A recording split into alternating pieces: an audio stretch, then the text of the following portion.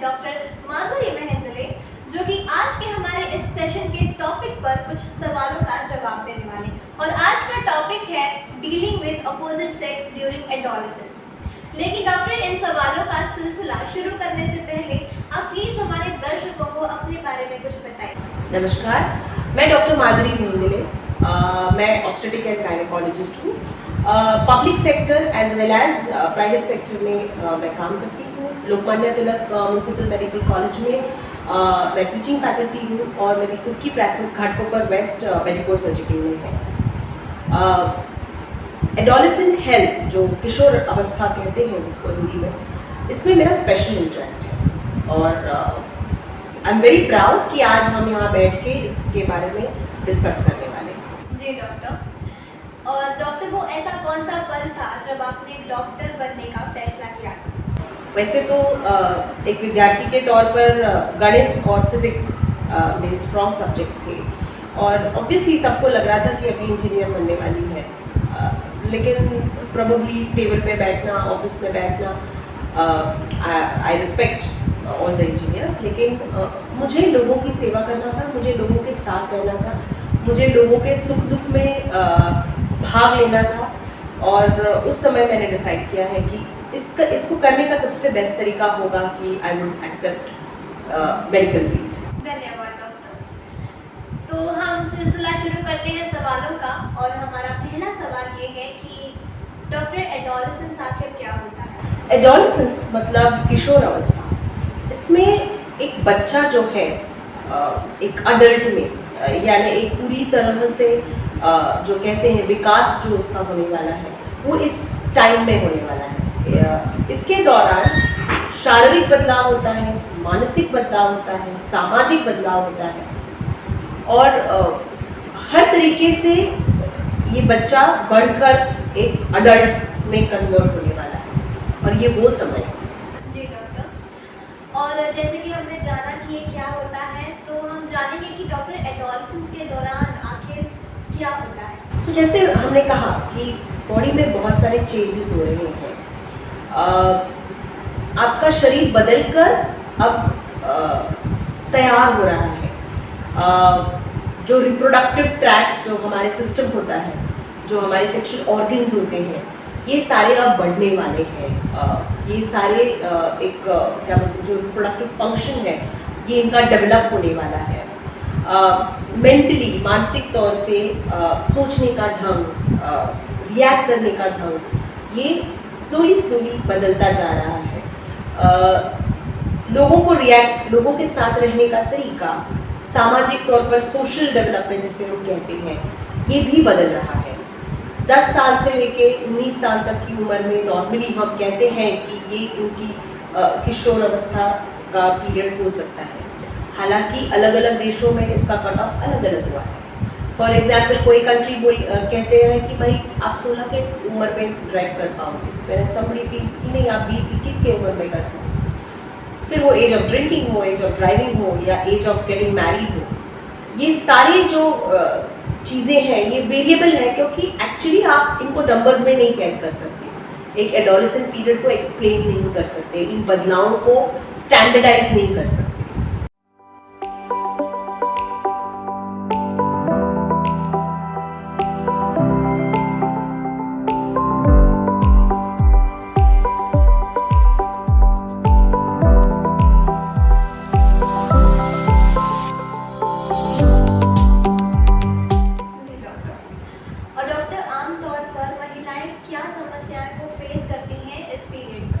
एक लड़की या एक छोटी बच्ची, अब इसके बॉडी में ऐसे चेंजेस होने वाले हैं जिसके लिए कभी कभी ये तैयार नहीं होती। और एक लड़की के लिए ये जो चेंजेस होते हैं ये ज़्यादा प्रोनाउंस्ड होते हैं या ज़्यादा मेजर होते हैं।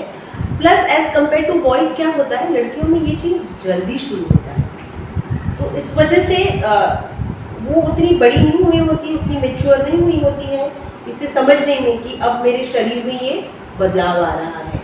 मानसिक तौर से तो खैर फिर भी उनकी डेवलपमेंट जो है वो ज़्यादा स्पीड में होती है। लड़कियां ज़्यादा जल्दी बड़ी होती हैं, ज़्यादा जल्दी मेच्योर होती हैं। तो ये अपने चैलेंजेस लेकर आता है लड़कियों के लिए because of the young age. और जैसे हमको पता है कि अभी माहवारी का जो उम्र जो है, जो पहले 11-12 साल थी, वो घटकर 10 साल पर आ गई है। तो 10 साल की उम्र में लड़कियों के का मीनार जो कहते हैं, माहवारी शुरू हो जाती है। जी डॉक्टर। और डॉक्टर, क्या इस दौरान यानी कि एडोलसेंस के वक्त महिलाएं इस बात को लेकर चिंतित रहती हैं कि कोई दूसरे लोग उन्हें पसंद कर रहे हैं या नहीं? क्या होता है इस उम्र में, पहली बात तो आप ही को अपना शरीर समझ नहीं आता, आप ही को नहीं पता चलता। पहले तो आपको अपने आप को एक्सेप्ट करना है। आपके जो शरीर में बदलाव आ रहे हैं, दिखने में जो चेंजेस हो रहे हैं, स्किन में चेंजेस हो रहे हैं, बॉडी में चेंजेस हो रहे हैं, तो और होता ये है कि आप अपने आप को दूसरे के नज़रिए से देखना ज़्यादा देखने लगते हैं, क्योंकि उम्र तो कम ही है, अभी उतनी समझ नहीं आई होती है। तो आप वेदर आप अच्छे हो या आप बुरे हो, ये आप इस बात से डिसाइड करते हो कि सामने वाला आपको पसंद कर रहा है या आपको नहीं पसंद कर रहा है। ये बहुत ही स्वाभाविक है इस उम्र में, और ये होता है, सबके साथ होता है।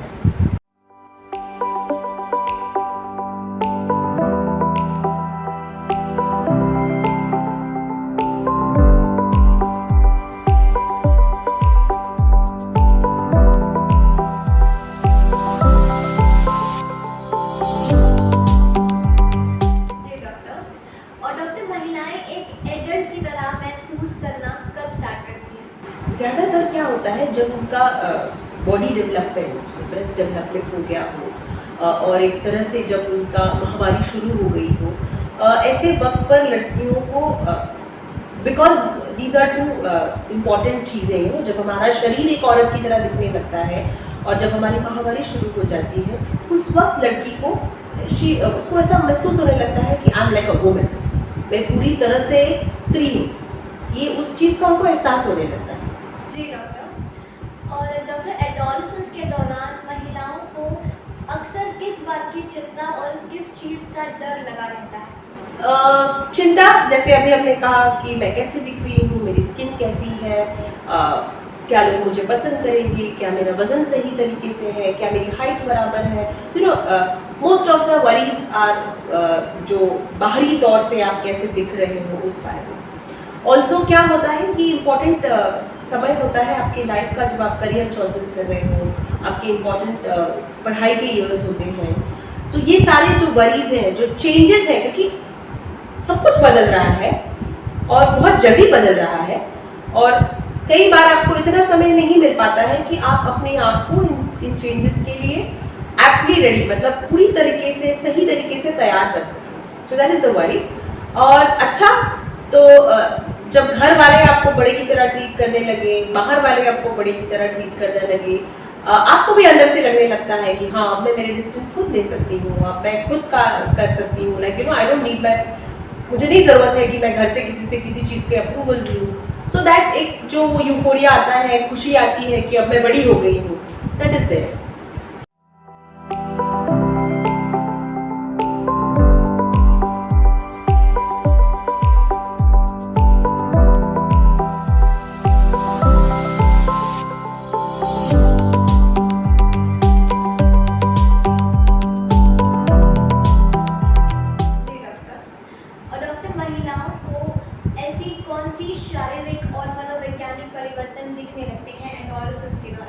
तो जैसे अभी हमने ऑलरेडी डिस्कस किया है कि स्किन में चेंजेस आना, कुछ लोगों को पिंपल्स वगैरह आना, हेयर ग्रोथ जो कहते हैं, बालों का बढ़ना, स्तन का डेवलप होना, माहवारी शुरू होना, ये सारे फिजिकल डेवलपमेंट्स हैं। जो हाइट का बढ़ना, ये सारे फिजिकल डेवलपमेंट्स हैं जो होते हैं।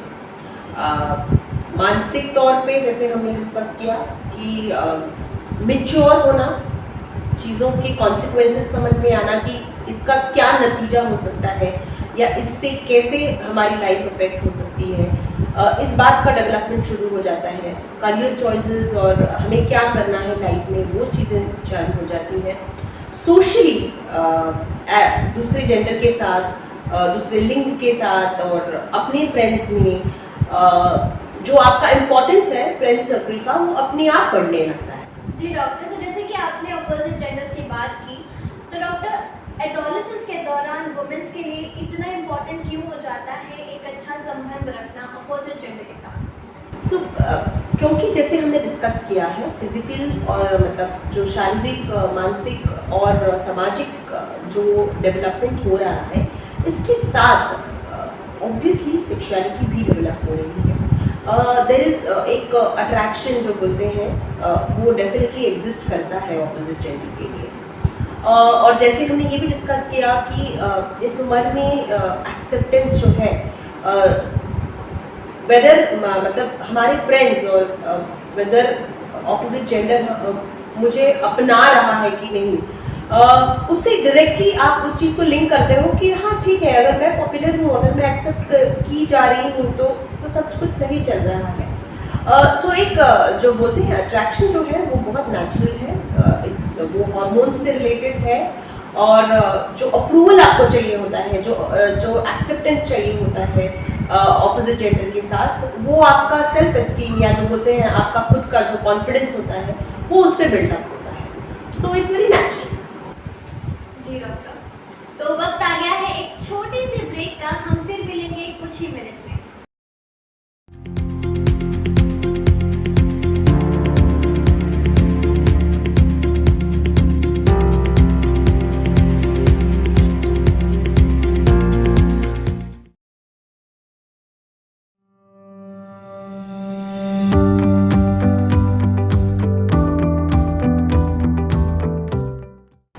नमस्कार, आप सभी का फिर से नारिका टॉक शो पर स्वागत है।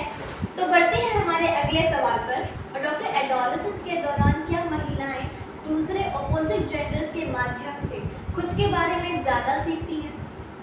नहीं, ये तो चाहे वो सेम जेंडर हो या ऑपोजिट जेंडर हो, खुद के बारे में किसी और के तौर से सीखना तो कहना सही नहीं होगा। बट ये जैसे हमने डिस्कस किया कि सामने वाले का ओपिनियन और कहना बहुत ज़्यादा मैटर करता है।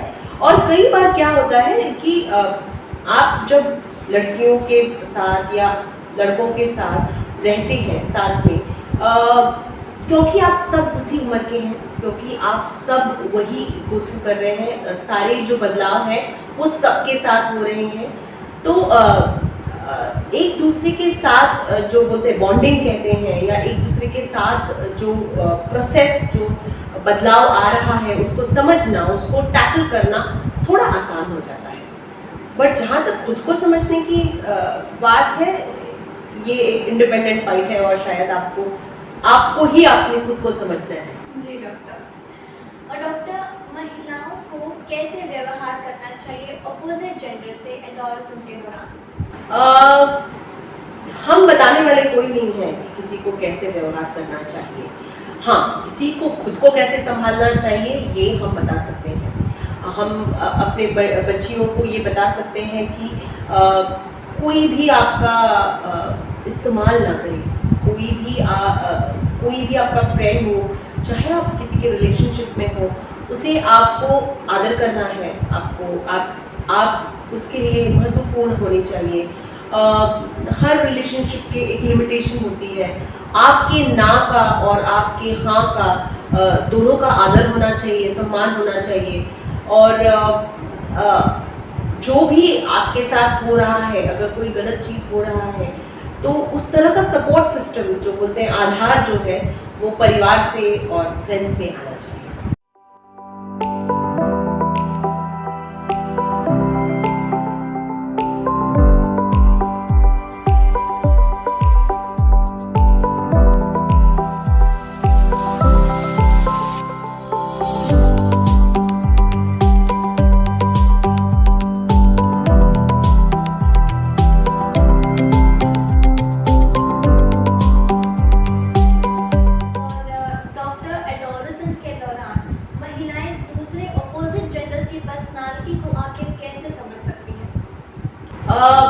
चाहे वो सेम जेंडर हो, चाहे वो दूसरा जेंडर हो, जहाँ तक लोगों को समझने की बात आती है, लोगों को साथ बर्ताव करने की बात आती है, ये चीज़ बहुत ही नॉर्मल है कि हर किसी में अच्छाइयाँ हैं और बुराइयाँ हैं। हर कोई परफेक्ट नहीं हो सकता है। तो हम जब हमारे दोस्त चुनते हैं या जब हमारा पार्टनर चूज़ करते हैं, ज़्यादातर हम इस तरह का प्रोफाइल देखते हैं कि भाई हमारे इंटरेस्ट सेम हो, जिसकी बुराइयां हम एक्सेप्ट कर सकें और जिसकी अच्छाइयों को हम अप्रिशिएट कर सकें, या हम उनका क्या बोलते हैं उसको रिस्पेक्ट कर सकें, उसको आदर कर सकें। उस रिलेशनशिप में ज़्यादा हम टेंडेंसी होती है कि हम बनते हैं। सो जहाँ तक सवाल समझने की हुई, कोई भी दो इंसान एक दूसरे को समझने के लिए यू हैव टू एक्सेप्ट। अगर आप सामने वाले को वो जैसा है या जैसी है एक्सेप्ट करने लगेंगे, आप उनको अपने आप समझने लगेंगे। जी बिल्कुल डॉक्टर। और डॉक्टर, एडोलेसेंस के दौरान महिलाओं को एक हार्मोनियस रिलेशनशिप जो कि दूसरे जेंडर के साथ रखना चाहिए, वो अच्छे तरीके से रखने के लिए ऐसी कौन सी बातें सहायक हैं? जैसे मैंने पहले कहा, अभी हमने डिस्कस किया कि अगर आप किसी भी व्यक्ति को उसकी कमियों के साथ, उसके अच्छाइयों के साथ, उसकी अपनी मर्जी के साथ एक्सेप्ट कर पाए, तो एक harmonious relationship is on the way. मतलब आप अपने आप उस रिलेशनशिप को आप ब्लूम कर सकते हैं, आप एक हेल्दी रिलेशनशिप में रह सकते हैं।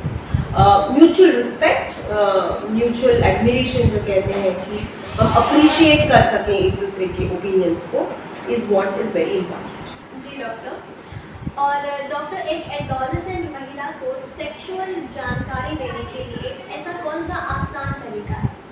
जैसे ही कोई किशोर अवस्था में होता है और आप उनको बताने की कोशिश करेंगे कि ये ऐसा होता है, ये वैसा होता है, ज़्यादातर किशोर अवस्था में सुनने के मूड पे कोई नहीं होता है। तो अगर आप उनको इन्फॉर्मेशन की तरह इन्फॉर्मेशन देंगे तो उस इन्फॉर्मेशन को कोई नहीं देने वाला है। हाँ, अगर माँ बाप बच्चों के दोस्त बनकर उनको जनरली कोई भी किशोर अवस्था की व्यक्ति आपको आपके अप्रूवल के लिए नहीं रुकी है, मेरे डैडी हाँ कहेंगे तब मैं करूँगी, मेरे मम्मी हाँ कहेंगी, नहीं, ऐसा कुछ नहीं है। तो आप सिर्फ उसको खोदने की कोशिश भी ना करें, आप सिर्फ उनको एडुकेट करें, लेकिन एक इनफॉर्मल वे में करें, ना कि एक पाठ की तरह पढ़ाया जाए।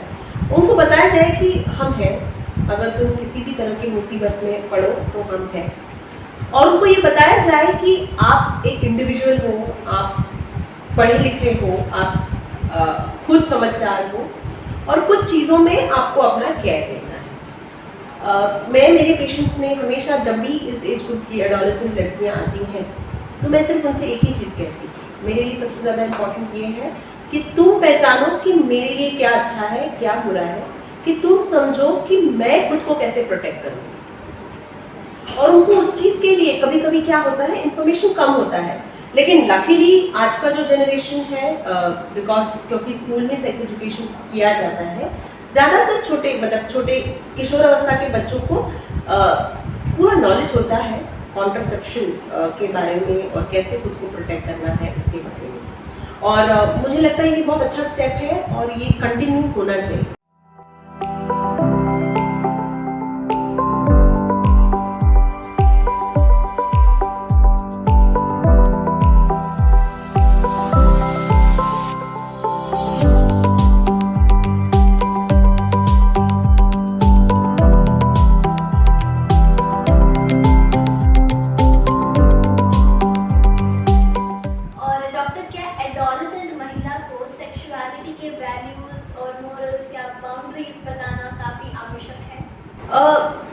मुझे लगता है इसका आंसर ऑलमोस्ट हमारे पिछले क्वेश्चन जैसा है कि मोरालिटी तो हम नहीं किसी को सिखा सकते, या हम नहीं डिसाइड कर सकते कि इसको कैसे बर्ताव करना है या क्या सही है और क्या गलत है। आप और मैं मिलके किसी और का सही या गलत नहीं डिसाइड कर सकते।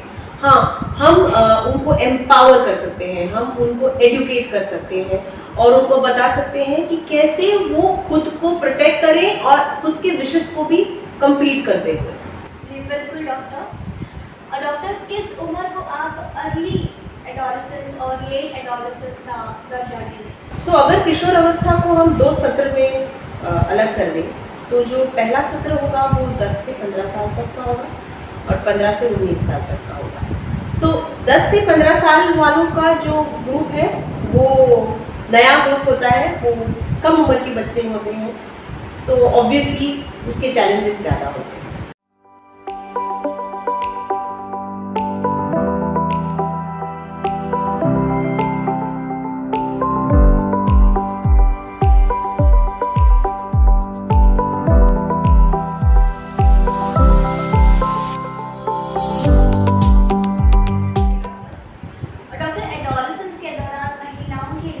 सबसे बेस्ट और वर्स्ट पार्ट कौन सा है? बेस्ट और वर्स्ट पार्ट बोलना, ये सारा तो एक एक्सपीरियंस है। जो अच्छी बात है कि एक्चुअली जो फिजिकल चेंजेस हो रहे हैं तो कई बार आपको इट्स ऑल्सो अ फैक्टर कि वो आपको ज़्यादा आकर्षक बना रहा है। आप बड़े हो रहे हो, आप इंडिपेंडेंट हो रहे हो, आप आपके डिसीजंस खुद लेने वाले हो। इन सारी चीज़ों से पॉजिटिविटी आती है, कॉन्फिडेंस आता है। बट ऑल्सो आपको नहीं पता कि आपकी बॉडी में किस तरह के चेंजेस हो रहे हैं। कई बार आपको ये भी नहीं पता कि इन चेंजेस को हैंडल कैसे करना है। आप इन चेंजेस को लेके जैसे रिएक्ट कर रहे हो, ये सही है या नहीं या गलत है। प्लस इस एज ग्रुप में थोड़ी सी हिचकिचाहट होती है कि हम अपने माँ बाप को पूछें कि मेरे साथ क्या हो रहा है। कभी कभी इवन फ्रेंड्स के साथ ऐसा हो जाता है कि भाई हो सकता है इसको पता हो और मुझे अभी तक नहीं पता कि क्या करना है। सो इन सारी चीज़ों में इट्स अ वेरी बहुत ही मिला जुला एक्सपीरियंस होता है इस टाइम पर। कुछ अच्छा, कुछ बुरा, कुछ खट्टा, कुछ मीठा। It's all a mixed experience. जी बिल्कुल डॉक्टर। और डॉक्टर, अगर उस महिला को यानी कि एडोलेसेंट महिला को जानकारी नहीं दी, प्रॉपर गाइडेंस नहीं दी, तो विदाउट प्रॉपर गाइडेंस क्या वो सेक्सुअली एक्टिव रह सकती है? बिल्कुल रह सकती है, क्योंकि वो आपका सुनने नहीं वाली है। बात ये नहीं है कि वो सेक्सुअली एक्टिव हो सकती है या नहीं हो सकती है। अगर बिना एजुकेशन के कोई सेक्सुअली एक्टिव हो जाता है तो जो रिस्क्स कहते हैं हम, जैसे बहुत सारे सेक्सुअल रिलेटेड इन्फेक्शंस होते हैं, या प्रेगनेंसी के चांसेस होते हैं, एबॉर्शन के चांसेस होते हैं। सो ये सारी चीज़ें उसको विपरीत इसमें डाल सकते हैं, कंडीशंस में डाल सकते हैं। इसीलिए अगर राइट एज में ये एजुकेशन दिया गया हो, उसे पता हो कि किस तरह से खुद को प्रोटेक्ट करना है, तो वो सबसे अच्छा कंडीशन होगा, आइडियल कंडीशन होगा, बेस्ट होगा। जी डॉक्टर, ये काफ़ी बढ़िया जवाब था और मैं आशा करती हूँ कि ये सेशन आप सभी के लिए काफ़ी मददगार रहा होगा। लेकिन जाने से पहले डॉक्टर, आप हमारे दर्शकों को कुछ चंद शब्द कहिए। मैं सिर्फ ये कहना चाहती हूँ, और मैं ये अपनी ओपीडी में हमेशा कहती हूँ माँ बाप लोगों को, कि इस उम्र में हमें बच्चों के दोस्त होना है। हमें उनके बदलाव को उनको समझना है। ऐसा नहीं है कि वो हमारा सुनना नहीं चाहते हैं, वो अपनी ही प्रॉब्लम्स के साथ जूझ रहे होते हैं, और ऐसे वक्त सिर्फ एक सपोर्ट सिस्टम बन के उनके साथ खड़े रहें, उनके प्रॉब्लम्स को समझें और हमेशा उनके साथ खड़े रहें। अगर आपका बच्चा कभी किसी दिक्कत से गो थ्रू करता है तो आपको पहले व्यक्ति होना चाहिए जिसपे वो कॉन्फिडेंस रखता है, और ये कॉन्फिडेंस आपको कमाना पड़ता है। जी डॉक्टर, बिल्कुल सही कहा आपने, और हम बहुत ही ज़्यादा आभारी हैं कि आप हमारे नारिका टॉक शो पर आए। और मिलते हैं अगले सेशन में और भी दिलचस्प टॉपिक के साथ। तब तक के लिए stay tuned, stay healthy, stay happy. धन्यवाद।